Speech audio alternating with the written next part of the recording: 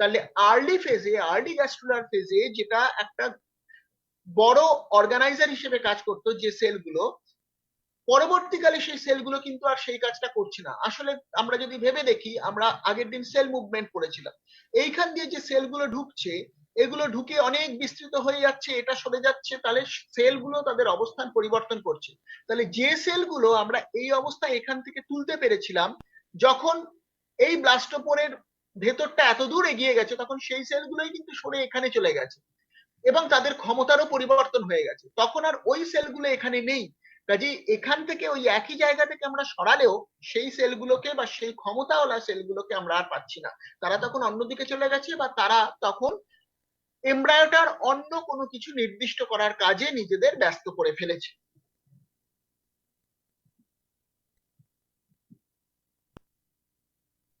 এবার আমরা আমাদের বেশ কিছু ইম্পর্টেন্ট অর্গানাইজার রয়েছে, যার মধ্যে আমি যেমন নিউকুপ সেন্টারের কথা বললাম, সেরকম কি হচ্ছে, সেরকম স্পিম্যান অর্গানাইজার বা স্পিম্যান ম্যানগোল্ড অর্গানাইজার ইন অ্যামফিবিয়া, এটা ব্যাঙের ক্ষেত্রে।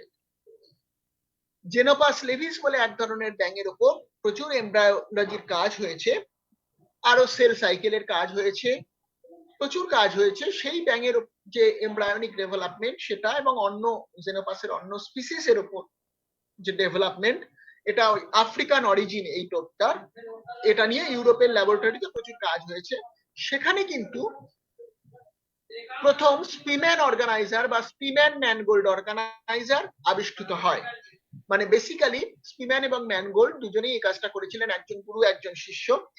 তারা ওইভাবে ওই প্রতিস্থাপন করে দেখেছিলেন যে এই জায়গাটা এরকম চেঞ্জ হয়, এবং এটা একদিনের ঘটনা নয়, দীর্ঘদিন ধরে তারা ল্যাবরেটরিতে চেষ্টা করে করে এই ঘটনাটা করে অবজার্ভ করে এবং কনসিস্টেন্টলি এই ঘটনাটা দেখার পর তারা রিপোর্ট করেছিলেন যে এই পার্টিকুলার জায়গাটা এমব্রায়োর মধ্যে এই অবস্থায় যদি আমরা প্রতিস্থাপন করি, তারাও আগে পরে প্রতিস্থাপন করে দেখেছিলেন ক্ষমতার চেঞ্জ হয়ে যাচ্ছে, তবে আমরা এই জিনিসটা পাবো।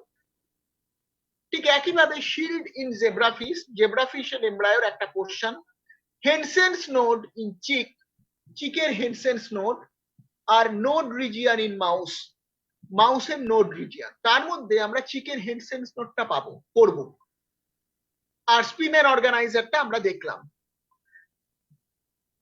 এদের সবারই প্রায় একই রকমের অর্গানাইজেশন করার ক্ষমতা, অর্গানাইজ করার ক্ষমতা আছে, এমব্রায়োকে প্রভাবিত করার ক্ষমতা রয়েছে, যারা এই ডরসাল অ্যাক্সিসটাকে নির্দিষ্ট করতে পারে।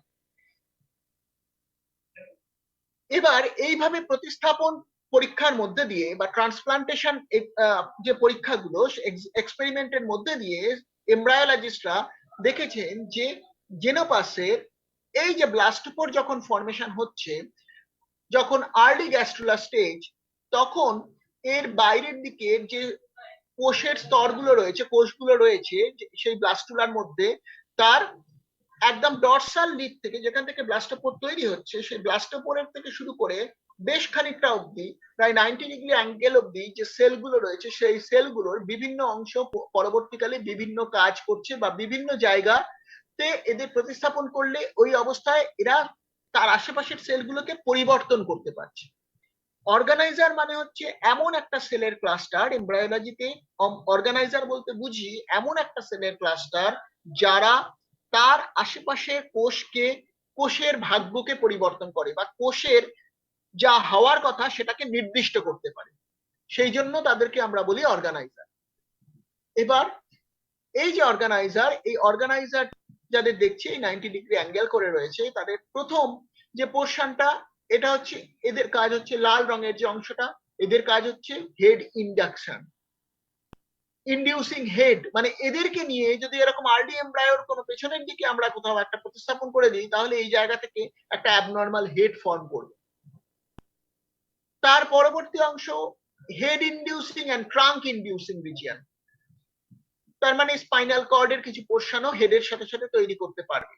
ট্রাঙ্ক একইভাবে ওই স্পাইনাল কর্ড বা পৃষ্ঠীয় অক্ষ তৈরি করতে পারবে। আর নিউরো একটোডার্ম, এইটা হচ্ছে সেন্ট্রাল নার্ভাস সিস্টেমের টিস্যু ফরমেশনে হেল্প করবে। এইভাবে বিভিন্ন অংশ কোন কোন অর্গানাইজার ক্যাপাসিটি রয়েছে সেটাকে দেখা সম্ভব হয়। ঠিক যেরকম ভাবে ইন্ডাকশন বাই হেনসেন্স নোড, হেনসেন্স নোড দিয়ে আমরা ইন্ডাকশন কি দেখতে পাই, যদি দেখা যায় যে দুটো সিমিলার এমব্রায়ো নেওয়া হয়েছে, একটা হচ্ছে এগের এমব্রায়ো, আর একটা হচ্ছে সরি একটা হচ্ছে চিকের এমব্রায়ো, মুরগির এমব্রায়ো ভ্রূণ, আর একটা হচ্ছে কোয়েলের এমব্রায়ো। কোয়েল এক ধরনের পাখি এবং কাছাকাছি ধরনের। একজনের হেনসেন্স নোড, একজনের নোট পোর্শন, হেনসেন্স নোট পোর্শন আরেকজনে যদি আমরা প্রতিস্থাপিত করি, তাহলে কি দেখা যাচ্ছে? তাহলে দেখা যাচ্ছে এই হেনসেন্স নোট যেখানে নতুন করে প্রতিস্থাপিত করা হচ্ছে, সেখানে আবার একটা এক্সট্রা বডি অ্যাক্সিস তৈরি হয়ে যাচ্ছে। এই এক্সট্রা বডি অ্যাক্সিসটা তৈরি হয়ে গিয়ে কি করছে? শুধু বডি অ্যাক্সিস তৈরি হচ্ছে না, এই বডি অ্যাক্সিসটা এবার একটা হেড রিজিয়ন আর কি করছে? সোমাইট ফর্মেশন করতে হেল্প করছে। তাহলে যদি আমরা একটা হেনসেন্স নোটকে গ্রাফট করি, ট্রান্সপ্লান্টেশন করি আরেকটা কোয়েলের এমব্রায়ো থেকে নিয়ে চিক এমব্রায়োতে, তাহলে কি দেখা যাবে? চিক এমব্রায়োর মধ্যেও তারা একটা নতুন করে বডি অ্যাক্সিস তৈরি করে ফেলছে, যেখানে একটা মাথার দিক, একটা পায়ের দিক বা টেলের দিক তৈরি হওয়া সম্ভব। তাহলে হেনসেন্স নোডও আমাদের একটা অর্গানাইজার। এবার আমি কি বলেছিলাম? যে আমি বলেছিলাম যে শুধুমাত্র পজিশন নয়, তার সাথে সাথে সময়ও একটা ইম্পর্টেন্ট ফ্যাক্টর। যদি দেখা যায় যে আর্লি গ্যাস্ট্রুলার স্টেজে কি দেখা যাচ্ছে, আমরা এর আগে যে ছবিটা দেখেছি, এইখানে ট্রাঙ্ক রিজিয়ন তৈরি করছে আর হেড রিজিয়ন তৈরি করছে এই পোর্শনটা। ঠিক এখানে তাহলে যদি এই রকম পোর্শনটা কি করছে, তার উপরের পোর্শন ছিল নিউরাল একটোডার্ম বা নার্ভাস সিস্টেম তৈরি করতে যে কোষগুলো তৈরি হবে, সেই কোষগুলো তৈরি করার আগের স্টেজটা হচ্ছে নিউরাল একটোডার্ম। এবার এই পার্টিকুলার গ্যাস্ট্রুলাটার মধ্যে যে নিউরাল একটোডার্ম, এই অংশটাকে আমরা তুলে নিলাম। তুলে নিয়ে আমরা যদি এটাকে এইরকম জায়গায় পাশের একটা এমব্রায়োর পিঠের দিকে স্থাপন করি, তাহলে কি দেখা যাচ্ছে? তাহলে যে জিনিসটা দেখা যাচ্ছে সেটা হচ্ছে নর্মাল এমব্রায়োতে এটা কি তৈরি করছিল? নিউরাল টিস্যু তৈরি করছিল। কিন্তু এইখানে আসার পরে এরা নিজেরা কিন্তু নিউরাল টিস্যু আর তৈরি করছে না, এরা আবার তৈরি করছে এপিডার্মিস।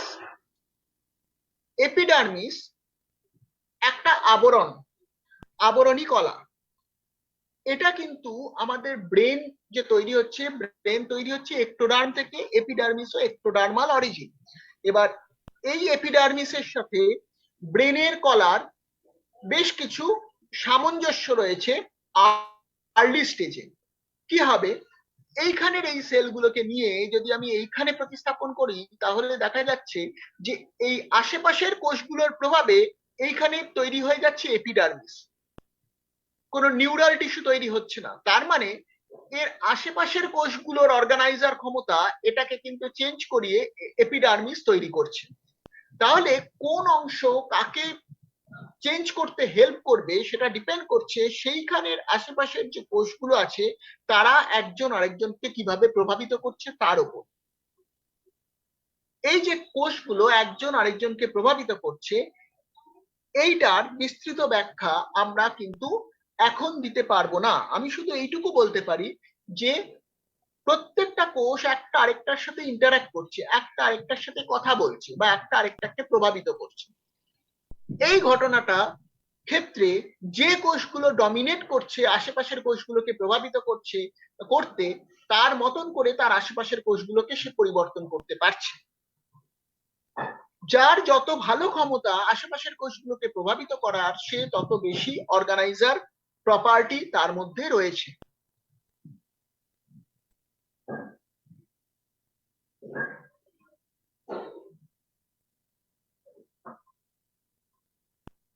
আবার এক্ষেত্রে কি দেখা যাচ্ছে? এক্ষেত্রে যদি দেখা যায় যে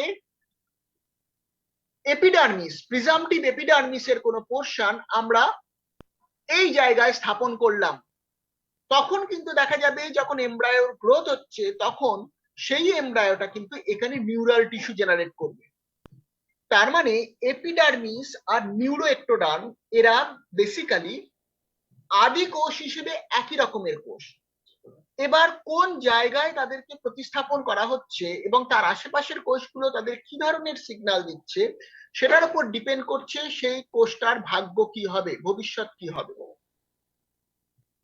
এই পেছনের দিকের কোষগুলোকে নিয়ে যখন আমরা এই সামনের দিকে প্রতিস্থাপন করলাম, তখন এই আশেপাশে কি আছে, আশেপাশে আমরা জানি যে এর আগে আমরা দেখেছি এখানে আছে হেড ইনডিউসিং রিজিয়ন, তারপরে রয়েছে head and trunk inducing region, আমরা এখানে ঢুকিয়ে দিলাম এপিডার্মিসকে। তখন কি হবে, এই ইনডিউসিং রিজিয়ন গুলো তার উপর বেশি প্রভাব বিস্তার করবে, করে সেটাকে নিউরাল টিস্যুতে ফর্মেশনে হেল্প করবে। এবার এইটা সেলুলার মেকানিজমটা কি, সেই সেলুলার মেকানিজম কিন্তু আমরা এখানে আলোচনা করার সুযোগ নেই। এইটা নিয়ে যদি আলোচনা করতে হয় তাহলে আরো পড়াশোনা করে এর পরবর্তী ক্লাসগুলোতে যেতে হবে, ক্লাস মানে এরপরে পিজি, সেখানে গিয়ে এই নিয়ে আরো ডিটেইলে আলোচনা করতে হবে। কারণ এইটাকে বুঝতে গেলে এর আগে আমাদের বোঝা দরকার সেল সেল ইন্টারাকশন কি, সেলে সেলের মধ্যে সিগন্যালিং কিভাবে হয়, সেই সিগন্যালিং এ কিভাবে সেলের কাজকর্মের পরিবর্তন হয় ইত্যাদি ইত্যাদি। তো যাই হোক, আমরা এইটুকু এখান থেকে বুঝতে পারছি যে এমব্রায়োর বিভিন্ন অংশের বিভিন্ন তার আশেপাশের কোষগুলোকে প্রভাবিত করার বিভিন্ন রকম ক্ষমতা রয়েছে, যে আশেপাশের কোষগুলোকে যেভাবে প্রভাবিত করতে পারবে সেটা হচ্ছে সেই রকম ভাবে সে তার অর্গানাইজার ক্যাপাসিটির এক্সপ্রেশন ঘটাবে, এবং এই পারিপার্শ্বিক ইন্টারাকশন বা একজন আরেকজনের সাথে কথোপকথনের মধ্যে দিয়ে কোষগুলো তাদের ভবিষ্যতের ভাগ্য নির্ধারণ করবে এবং এমব্রায়োর ডেভেলপমেন্ট এইভাবে একটু একটু করে এগোবে।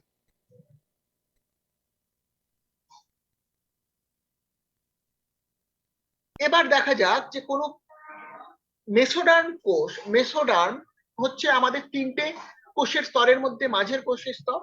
এই মেসোডার্মেরও যথেষ্ট ভালো ইন্টারাকশন হয় অন্য কোষের সাথে এবং তার ফলে সে কি তৈরি করবে সেটা নির্দিষ্ট হয়।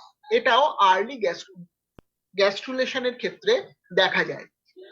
কি হয়, এই আর্লি গ্যাস্ট্রুলেশনের সময় এই জায়গাটা একটা নিউরাল টিউব ফর্মেশনের আর্লি স্টেজ, এর সামনের দিক আর নিচের দিক বা পেছনের দিক এই দুটো দিক আছে। এই জায়গাটা ধরে যদি বডি অ্যাক্সিস ফর্মেশন হয় তাহলে তার সামনের দিক আর পেছনের দিক এই দু রকমের অক্ষের অবস্থান রয়েছে, অ্যান্টেরিয়র বা পোস্টেরিয়র সাইড। এইবার এই সামনের দিক থেকে যদি মেসোডার্ম নিয়ে আমরা গ্রাফটিং করি,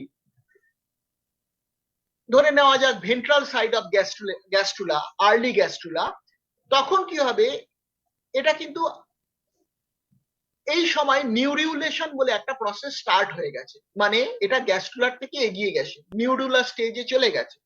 তখন তার মধ্যে একটা বডি অ্যাক্সিস ফর্মেশন হয়ে গেছে।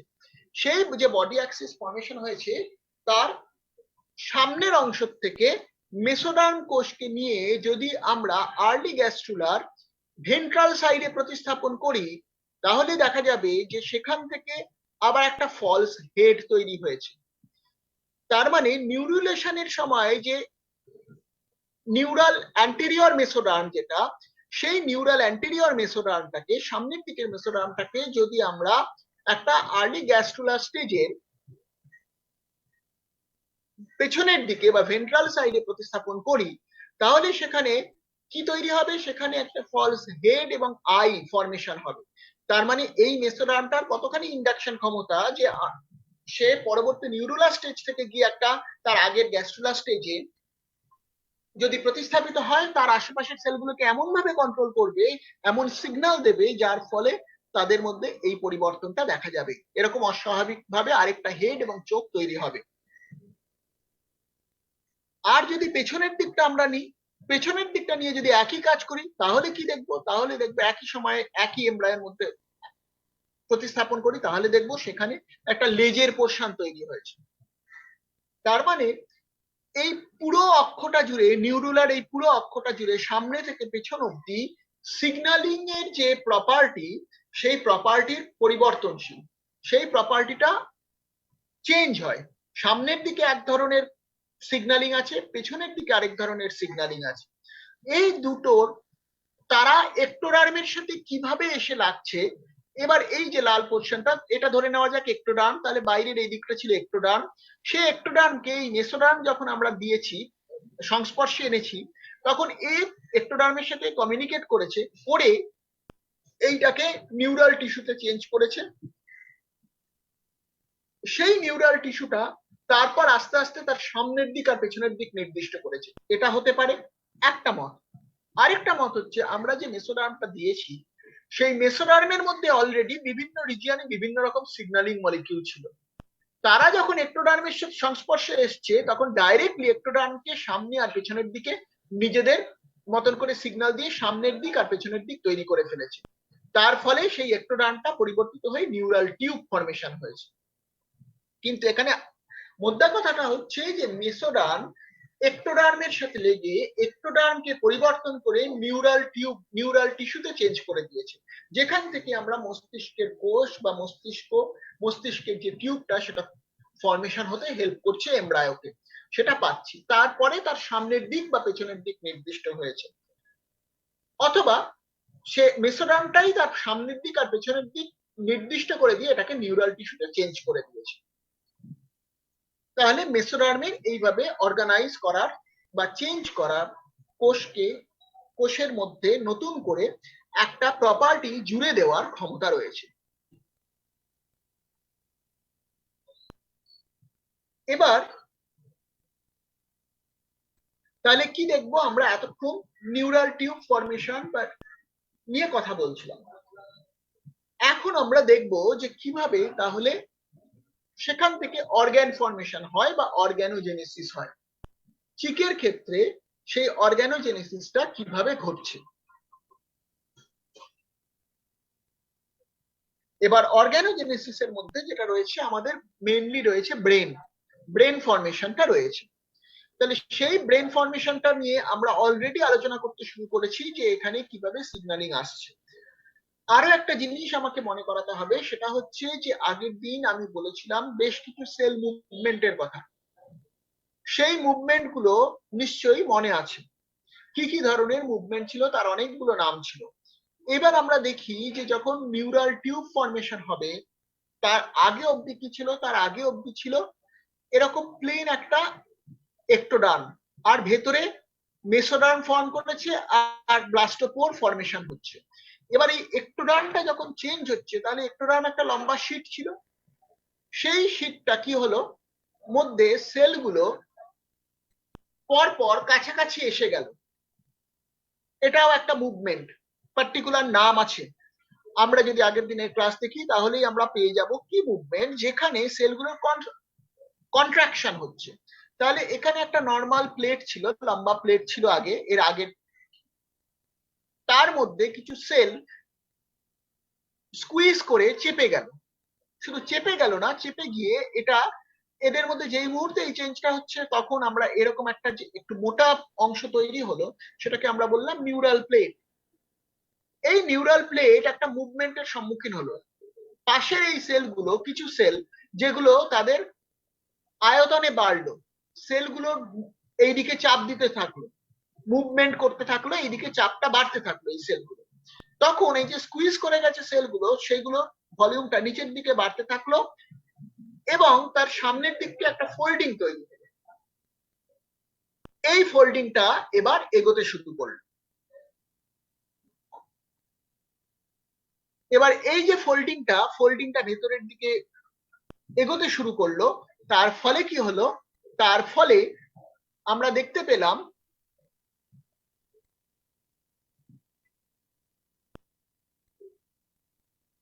একটা হিঞ্জ রিজিয়ন তৈরি হচ্ছে, আর এদিকে ওপরে তৈরি হচ্ছে নিউরাল ফোল্ড, আর একটা ফাড়ো তৈরি হচ্ছে। ফাড়ো মানে একটা খাদের মতন অংশ তৈরি হচ্ছে।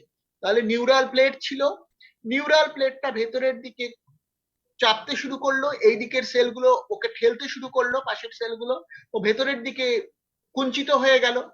কুঞ্চিত হয়ে তারপরে কি করলো? একটা হিঞ্জ রিজিয়ন তৈরি হলো, হয়ে ও ভেতরে একটা টিউব ফরমেশন হলো। এই ঘটনাটা যখন ঘটছে তখন আমাদের উপরে কি হচ্ছে? আমরা জানি যে প্রিমিটিভ স্ট্রিক এটা। সেই প্রিমিটিভ স্ট্রিক কি হচ্ছে? তখন আস্তে আস্তে ছোট হয়ে আসছে, আর এই জায়গাটা হেনসেন্স নোড, এই হেনসেন্স নোড দিয়ে সেলগুলো ভেতরের দিকে যাচ্ছে। আমরা আগের দিন গ্যাস্ট্রুলেশনে পড়েছিলাম, ভেতরের দিকে এবং উপরের দিকে এগিয়ে যাচ্ছে। আর ভেতরের দিকে আর উপরের দিকে যখন এইভাবে চেপে এগিয়ে যাচ্ছে, তখন এই এখানে ফাড়োটা তৈরি হচ্ছে। ওই চাপটার ফলে ফাড়োটা তৈরি হওয়ার পরে তারপর এখানে একটা টিউবের মতন ফরমেশন হচ্ছে। যখন হেমসেন্স নোড আরো ছোট হয়ে গেছে, এই সেলগুলো ভেতরে ঢুকে গিয়ে এমব্রায়োর একটোডার্মের তলা দিয়ে ভেতরে ঢুকে গিয়ে ভেতরে একটা টিউব ফরমেশন হচ্ছে। এই যে টিউব ফরমেশনটা হচ্ছে, এই টিউব ফরমেশনের সামনের পোর্শনটা কি হলো, হেড ফোল্ড, হেড রিজিয়ন তৈরি হলো। আর পরের দিকের অংশগুলো সোমাইট রিজিয়ন তৈরি করতে হেল্প করছে। তাহলে এই টোটাল একটা টিউব, এবং তার সামনের দিকে তখন হেড রিজিয়ন তৈরি হচ্ছে এবং পেছনের দিকে সোমাইট রিজিয়ন তৈরি হচ্ছে।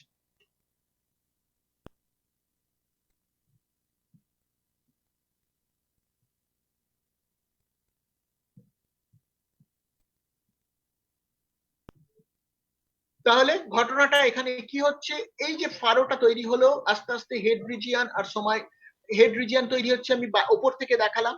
এবার এই যে নিউরাল টিউবটা, এই নিউরাল টিউবটা কনস্ট্রাকশন হতে হতে একটা সময় এখান থেকে টুক করে আলাদা হয়ে গেল। তার মানে বাইরে একটা একটোডার্মের লেয়ার হলো, ভেতরে একটা টিউব ফরমেশন হলো। এইবার নিউরাল টিউব ফরমেশন কমপ্লিট হলো। আর সময় কিছু সেল এদিক ওদিক সরে যেতে লাগলো। এই যে সেলগুলো সরে যেতে লাগলো, এই সেলগুলো পরে নিউরাল ক্রেস্ট সেল ফরমেশন করতে হেল্প করলো। তাহলে এই সেলগুলো নিউরাল ক্রেস্ট সেল তৈরি করছে। এই টোটাল মুভমেন্টটা, সেলের মুভমেন্টটা হলো, তাহলে নিউরাল প্লেট ভেতরে ফোল্ড করলো, ফোল্ড করে তারপর এটা আলাদা হয়ে গেল, আর এখান থেকে সরে এসে নিউরাল ক্রেস্ট সেল ফর্ম করতে হেল্প করলো।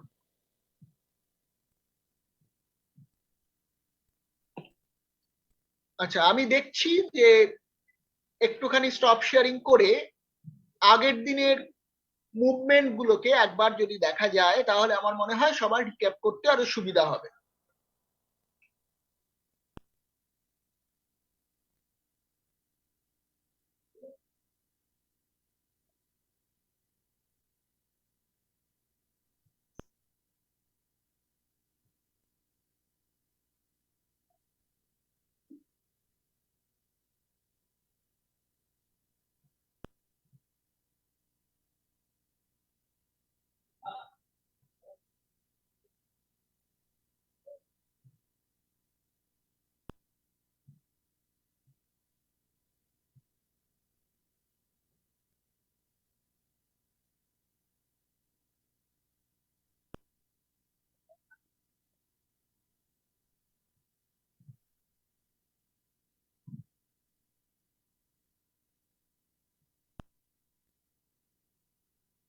দেখা যাচ্ছে আশা করি নতুন যে শেয়ারিংটা আমি দেখাচ্ছি,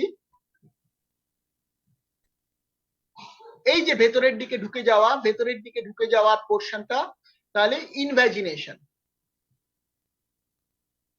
ইনভ্যাজিনেশনের একটা বড় ভূমিকা রয়েছে।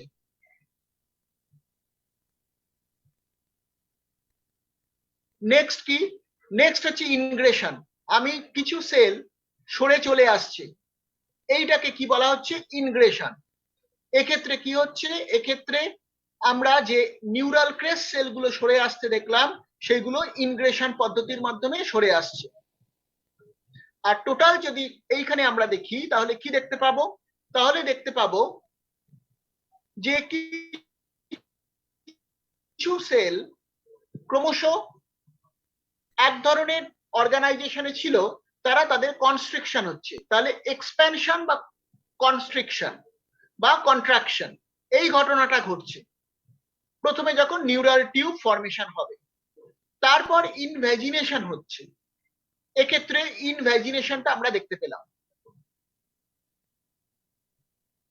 আবার ইনগ্রেশন হচ্ছে, এই ঘটনাটাও আমরা এখানে দেখতে পাচ্ছি কিন্তু, যার থেকে নিউরাল ক্রেস্ট সেল তৈরি হচ্ছে, এবং নিউরাল ক্রেস্ট সেল পরবর্তীকালে মনে করা হয় অনেকগুলো ইম্পর্টেন্ট কাজেও হেল্প করে।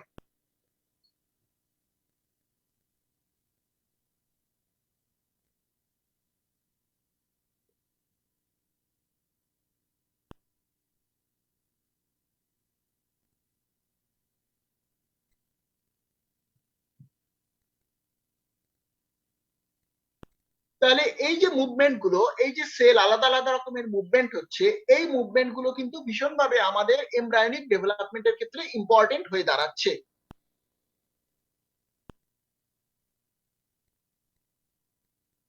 এবার কি হচ্ছে, এইবার আমরা যদি দেখি যে তাহলে এইটা হচ্ছে এই ব্রাউন কালারের, এটা হচ্ছে নিউরাল টিউব। তাহলে এই নিউরাল টিউব এর পাশ দিয়ে কিন্তু নিউরাল ক্রেস্ট সেল যেমন সরে আসছে, তলায় থাকছে নোটোকর্ড, এবং পাশের অংশগুলো অ্যাকচুয়ালি নিউরাল ক্রেস্ট সেল থেকে ফর্মেশন হচ্ছে। এইগুলোই অনেক সময় আমাদের করোটি, আমাদের অন্য যে গ্যাংলিয়া গুলো বা সিম্প্যাথেটিক নার্ভাস সিস্টেম, এই সমস্ত কিছু তৈরি করতে এই নিউরাল ক্রেস্ট সেল থেকে ডিরাইভ যে টিস্যুগুলো, সেই টিস্যুগুলো হেল্প করছে।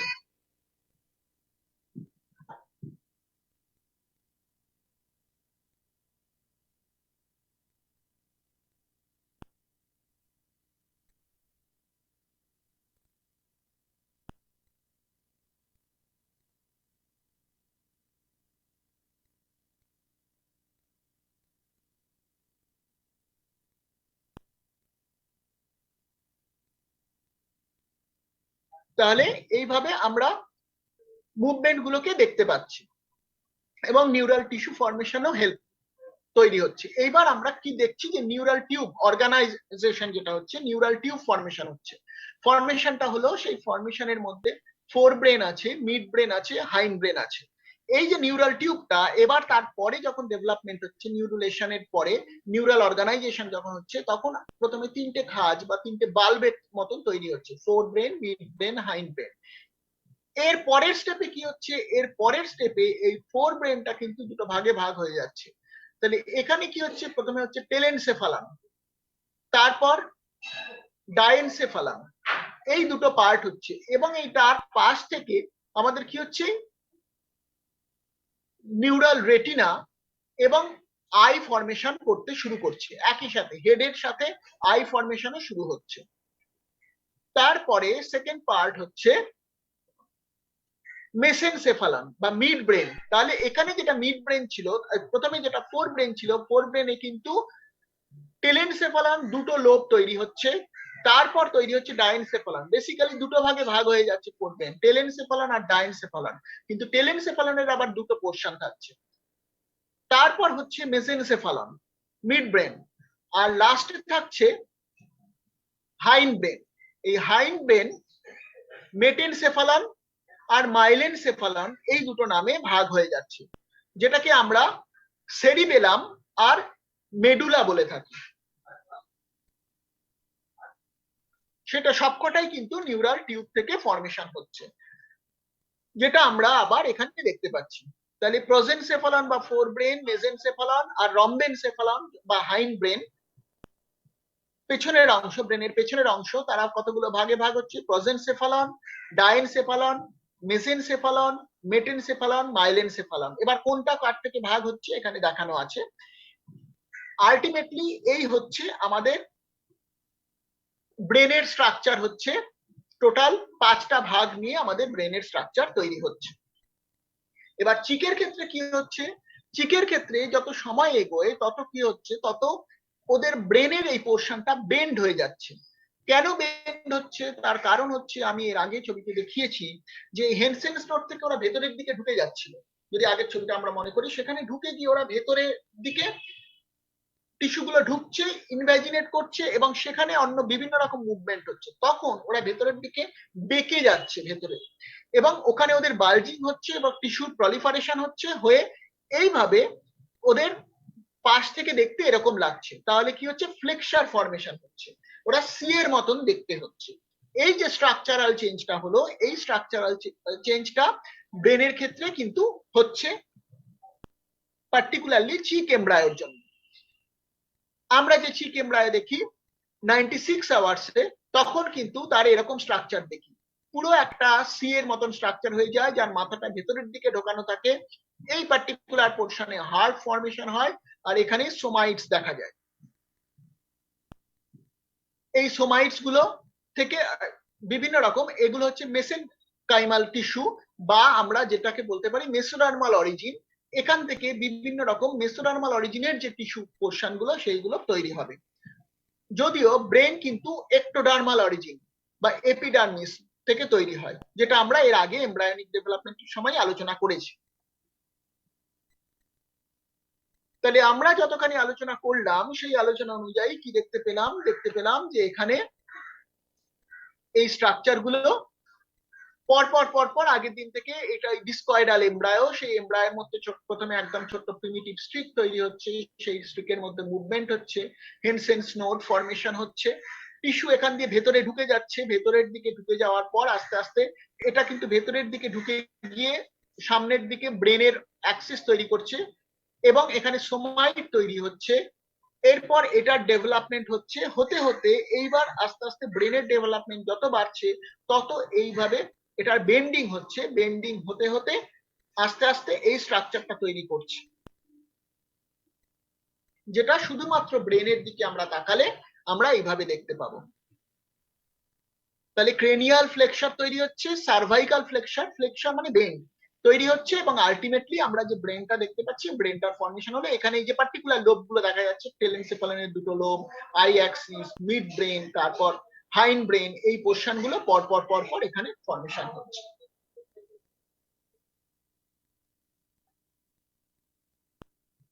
তাহলে এইভাবে আমরা ব্রেনের ডেভেলপমেন্ট অব্দি দেখলাম, অর্গানাইজার কনসেপ্ট থেকে ব্রেনের ডেভেলপমেন্ট। এবার যদি কোশ্চেন থাকে আমি একটুখানি কথা বলে নিই আমি, তাহলে দেখি কোনো কোশ্চেন থাকলে কোশ্চেন আমি নিয়ে নিচ্ছি। তাহলে ওদেরকে আনমিউটের অ্যাক্সেস দেবো স্যার, স্টুডেন্টদেরকে? হ্যাঁ, তাহলে আমি আনমিউটের অ্যাক্সেস দিলাম, একজন একজন করে কথা বলছে স্টুডেন্ট।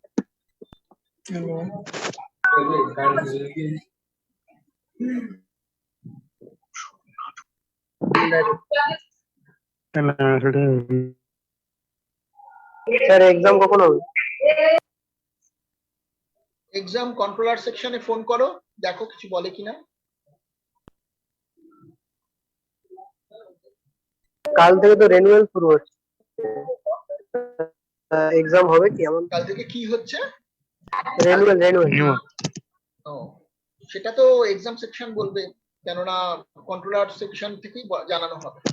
হ্যাঁ স্যার, স্যার বলছি অ্যাসাইনমেন্টের কি খবর? মানে হ্যাঁ অ্যাসাইনমেন্ট হ্যাঁ, অ্যাসাইনমেন্ট তো দেওয়া হয়নি এখনো, তাই এক্সাম কি করে হবে এখন?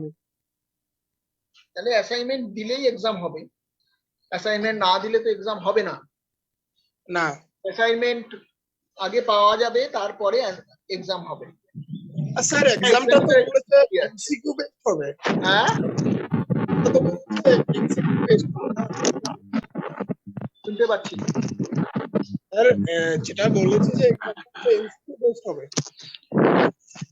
এমসিকিউ হবে, যদি এমসিকিউ বলা হয় এমসিকিউ হবে। হ্যালো, হ্যাঁ হ্যালো, হ্যাঁ স্যার বলছি, আজ যে টপিকটা পড়ানো হলো বা আগের দিনে যেটা পড়ানো হয়েছিল গ্যাস্ট্রুলেশন, এখান থেকে কি রকম টাইপের কোশ্চেন হতে পারে, মানে বড় কোশ্চেন গুলো হবে না, কেমন হতে পারে? সবই এমসিকিউ হবে। এবার এমসিকিউ, হ্যাঁ স্যার এমসিকিউ হবে তো জানি, মানে কিরকম, মানে দুটো একটা একটু দিলে খুব ভালো হয়। যখন হবে এই কোশ্চেন গুলো, তার আগে স্যাম্পল কোশ্চেন দিয়ে দেওয়া হবে, ওয়েবসাইটেই আসবে। যখন পরীক্ষার নোটিশ হবে তার সাথে সাথে কি ধরনের কোশ্চেন হবে সেটা ওয়েবসাইটে দিয়ে দেওয়া হবে, ওয়েবসাইট থেকে কোশ্চেনগুলো দেখে নেওয়া। কিন্তু এবার আমরা স্যাম্পল কোশ্চেন দেবো, আমরা পুরো কোশ্চেন ব্যাংক হিসেবে দেবো। Okay sir. হ্যালো স্যার, আপনার নাম্বারটা পাওয়া যাবে? হ্যাঁ, আপনার নাম্বারটা, ফোন নাম্বার। কি দরকার শুনি? এমনিতে হ্যাঁ, কেননা এতজন সবাই যদি ফোন নাম্বারে আমাকে ফোন করে তাহলে মুশকিল। তবে যদি কোনো প্রবলেম থাকে আমাকে মেলে জানানো যেতে পারে। আর একটা কথা আমি একটা গ্রুপ আমাকে হ্যাঁ, আমাকে দু একজন মেল করছে যারা বলছে স্টাডি মেটেরিয়ালের কথা। স্টাডি মেটেরিয়ালে আমরা কিছু করতে পারবো না, স্টাডি মেটেরিয়ালে যে স্টাডি সেন্টার যে ডিপার্টমেন্ট আছে তারা সমস্ত কিছু মেটেরিয়াল আপলোড করে, ঠিক আছে? তাদেরকে বলতে হবে, তাদের সাথে জানাতে হবে।